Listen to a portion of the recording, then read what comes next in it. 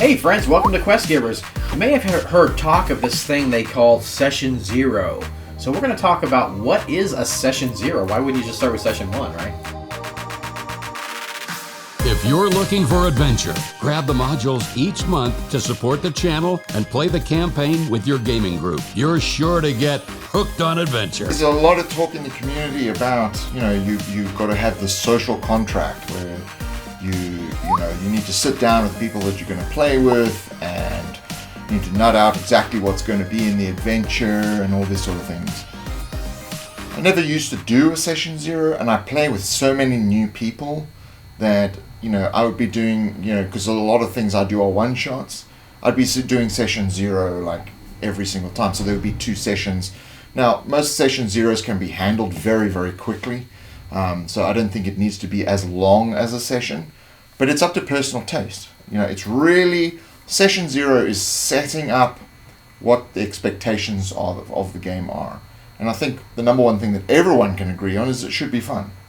Oh yeah, totally. And that can be part of the fun. The Session Zero can be part of the fun. Do you want, and it can be as complicated or as easy as you want, right? Do you want to have, detailed backgrounds between the characters? Or what I prefer is to have loose backgrounds that the characters fill in through the game. I like that they can interject their history of their character through the game, and it really is a nice surprise for the game master because you get to hear the stuff that you haven't. If you've already read all their history, you're not necessarily surprised by anything. It's just their actions that matter in the game, right? But if you don't fill in all the blanks for the Session Zero, then the character can add stuff into the game, and I really like that. So I like to have kind of a looser, background. Yeah, especially if you're starting from the very beginning, it's level 0, level 1, etc. These are low-level people. They're not going to have this wonderful, amazing history. So, 25 words or less description of what the character is. I think focus more on personality rather than actual, full-on history of the character. If you're going to do lengthy backstories, that's fine. If you're starting something at a more advanced level, say 5 or 10 or something like that. But and I think Scotty's one of these people as well, we don't like to start in the middle. We like to start at the beginning, especially if you're going to do a long campaign. You want space for the characters to grow.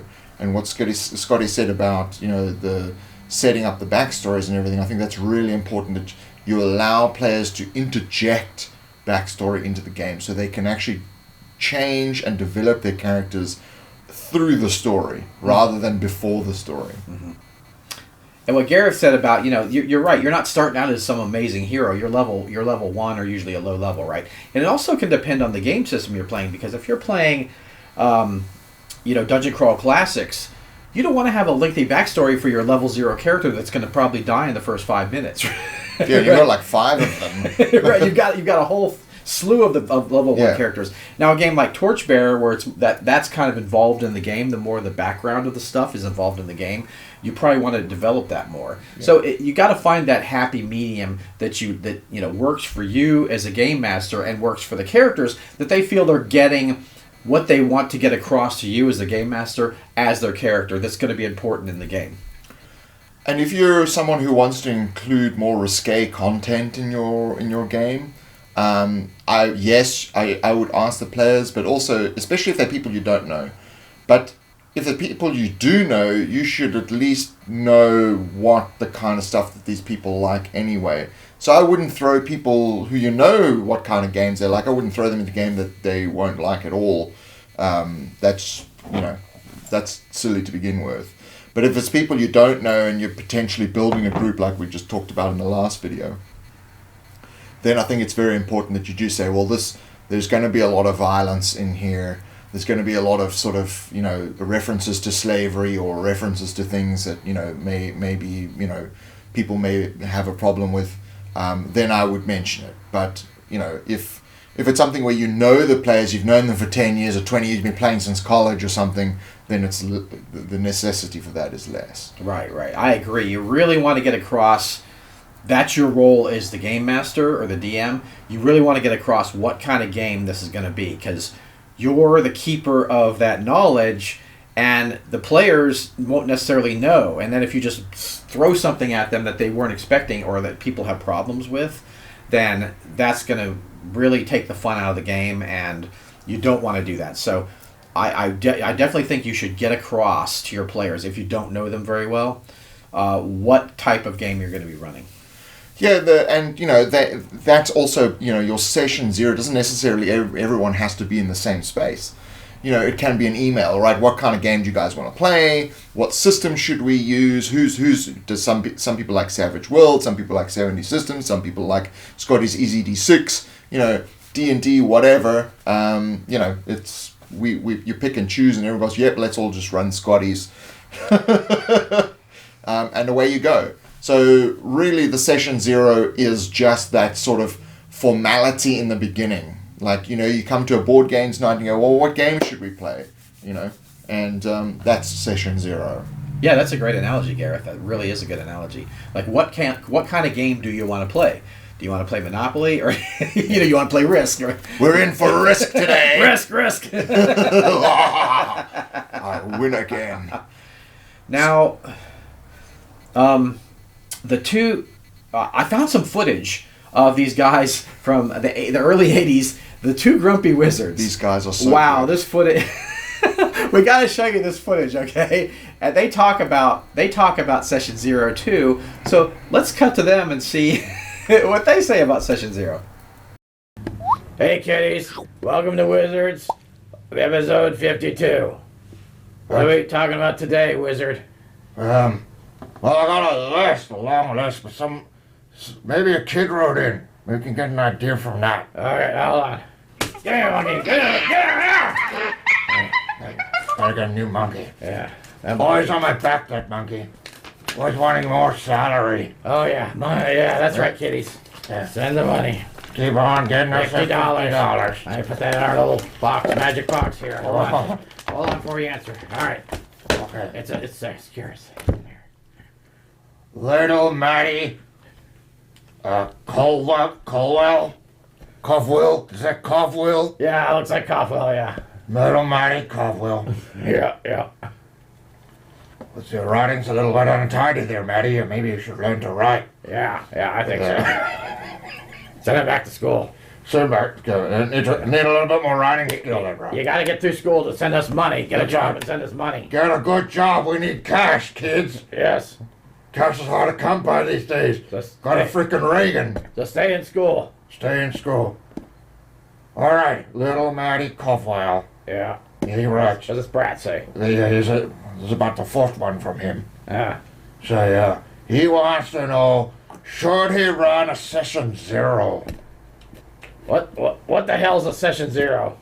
I don't know, it's for people who can't score. Oh, yeah. Yeah, we can score. Yeah, we score all the time, kids. Yeah.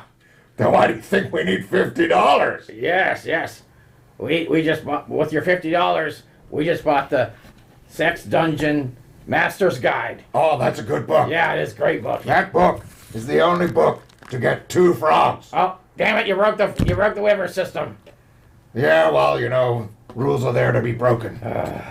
You should sit down and discuss the rules more often. Now we gotta have a dead fairy system. That's right, I've got dead fairies. I can't catch those damn fairies, they're too damn fast. They're too damn fast. You need some kind of deadly poison. Yeah. So, back to you, little Matty Colville. What does Matty Colville say? So, it was session 0. Yeah. Okay, maybe it should come first. How about that? How about just start with session 1, alright? Yeah. Why bother with 0? This is bloody useless. 0 means you don't have a session. Okay. Let's write back. Okay, yeah. Answer this kid. Okay, you tell me what to write. Alright. Little Matty Colville. Little Matty Covwell. Quit being a dumbass. Quit being a dumbass. And start with session 1. Let's start at 1, like normal people. Yeah. Wizards. I just dropped my goddamn pipe. Oh. Put that to the MailChimp. Alright, MailChimp. Oh! That's it. Bad MailChimp. how did that ever get on TV? I don't know. And that's a kid's show, guys. Yeah, that's a kid's show. So, apparently, there's 2 documentarians who are making a documentary about it. So we'll probably start. They've given us some permission to share some of their things because they haven't really sort of got any publicity going, but they've said we can share some of their footage. So we'll probably do that in some future videos. But yeah, if anyone out there actually has any 2 Grumpy Wizards footage from way back in the day, yeah, just hit us up because it's very difficult to find that stuff on the internet. Yeah, it's very sporadic. The documentarians don't have all the episodes. Apparently they did something like 330 or 340 episodes. Yeah, crazy amount of episodes. They've only found like 25 or 26. Something like that. It's just so like finding... please send if you find the 2 Grumpy Wizard episodes, please send them in to us. Yeah. Right, you can also check us out on questgivers.com where you can purchase modules that help support the making of this channel. You can also get access to some of our other helpful RPG tools and lots of other goodies and things. So it's very great to be in the same room as you. It's awesome to be with you, man. It is, it's fantastic. So we'll see you in the next Quest Giver video. See you guys.